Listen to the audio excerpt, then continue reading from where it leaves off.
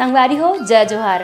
छत्तीसगढ़ी गीत संगीत के आनंद उठाए बार आप मन के अपन यूट्यूब चैनल लोकधारा ला सब्सक्राइब करके घंटी के बटन ला जरूर दबाहू, जेमे आप मन ला देखे बर मिली नवा नवा वीडियो सबसे पहली। जय जोहार, जय छत्तीसगढ़। ए मुख मुरली बजा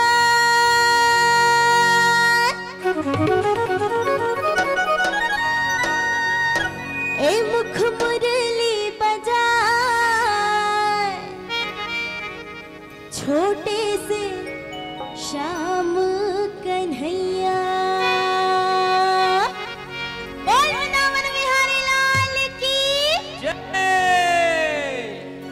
ए मुख मुरली बजा, मुख मुरली बजा छोटे से श्याम जय हो। मुख मुरली बजा, मुख मुरली बजा छोटे से श्याम कन्हैया। ए मुख मुरली बजा, मुख मुरली बजा छोटे से श्याम कन्हैया। मुख मुरली बजा, मुख मुरली बजा छोटे से श्याम कन्हैया। अरे अरे छोटे से श्याम कन्हैया, छोटे से श्याम कन्हैया।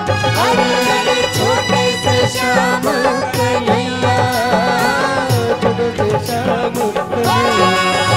काली रह जाए जमुना रह जाए छोटे से श्याम जय हो।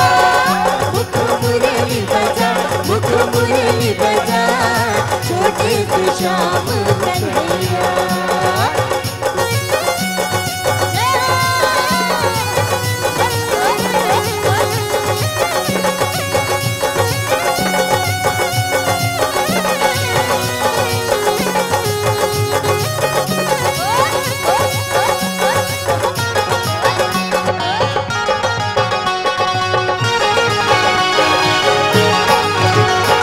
छोटे छोटे रुखवा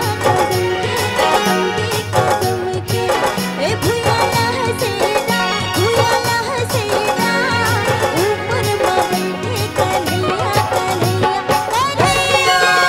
मुख मुरली बजा, मुख मुरली बजा छोटे से श्याम कन्हैया। अरे अरे छोटे से श्याम कन्हैया, छोटे से श्याम कन्हैया। अरे अरे छोटे से श्याम कन्हैया, छोटे से श्याम कन्हैया।